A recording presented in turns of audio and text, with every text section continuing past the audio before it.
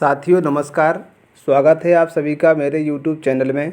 साथियों, कक्षा 5 और 8 की तरह हमें स्थानीय कक्षाओं के परीक्षा परिणाम के लिए MPRS के पोर्टल पर रजिस्टर करना है और रजिस्टर करने के पश्चात आपके विद्यालय में कितने छात्र मैप थे और उस सूची में कितने आ रहे हैं, यदि दोनों में अंतर है तब ऐसी स्थिति में हम छात्रों की संख्या को एक करने के लिए उनके डाटा को हम शिक्षा पोर्टल से सिंक कर लेंगे। तो इसके लिए हमें क्या करना होगा आज के वीडियो में हम देखते हैं। तो साथियों, सबसे पहले हम इसको लॉगिन करेंगे rskmp.in पर। लॉगिन करने के बाद कुछ इस तरह का इंटरफेस आपके सामने आता है, जिसमें हमें एग्ज़ाम कक्षा 6-7 2023-24 इसे सेलेक्ट करना है। जैसे ही हम इस पर क्लिक करते हैं, क्लिक करते ही हमारे सामने 3 ऑप्शन आ जाते हैं: student registration, add student, student tracker और स्टूडेंट डाटा सिंक।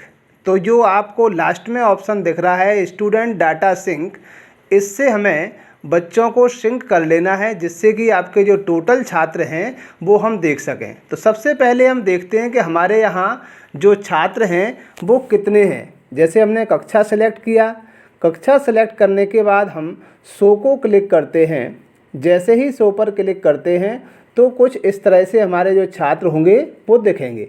यदि पूरे छात्र नहीं दिख रहे हैं तो हमें जो शो का ऑप्शन दिख रहा है, इनकी संख्या को हम बढ़ा लेंगे। अधिकतम संख्या इसमें 100 होती है, तो हम इसको 100 पर सिलेक्ट कर लेते हैं। जैसे ही हमने 100 पर सिलेक्ट किया तो देखेंगे कि हमारे 32 स्टूडेंट दिख रहे हैं यहाँ पर।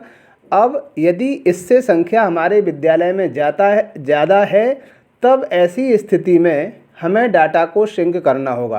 तो इसके लिए हम एक बार बैक जा कर के फिर से हमें वही ऑप्शन खोलना है और जो सिंक डाटा का ऑप्शन है इस पर हम क्लिक करेंगे। जैसे ही हम स्टूडेंट डाटा सिंक इसको करते हैं तो करने के बाद आप कक्षा सेलेक्ट करेंगे, या सिंक करने के लिए आप पूरे ऑल को करना चाहते हैं तो सारे विद्यालय का एक साथ सिंक कर सकते हैं, या फिर हम उसकी कक्षा को सिलेक्ट कर सकते हैं।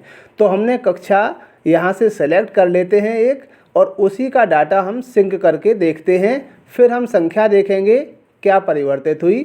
6 को सिलेक्ट करके हमने शो किया, अपडेट हो जाता है। अपडेट होने के पश्चात हम देखेंगे छात्रों की संख्या में क्या परिवर्तन हुआ है। चूँकि संख्या ज़्यादा थी तो हम फिर से सिंक के बाद उसकी संख्या को देख लेते हैं।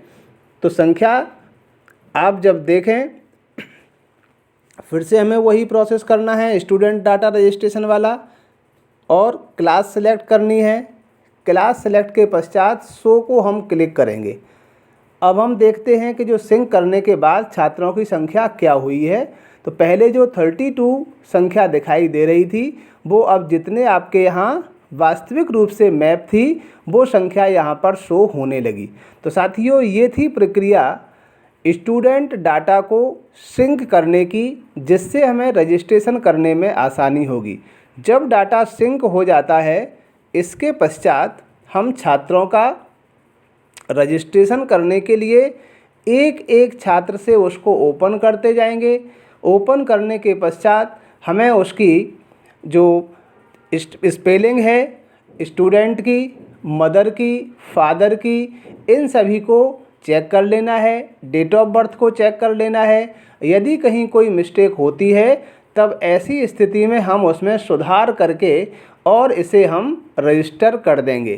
तो साथियों, ये थी प्रक्रिया सिंक डाटा करने के पश्चात स्टूडेंट रजिस्ट्रेशन की, जो कि हमें स्थानीय कक्षाओं के रिजल्ट तैयार करने के लिए बनाना है।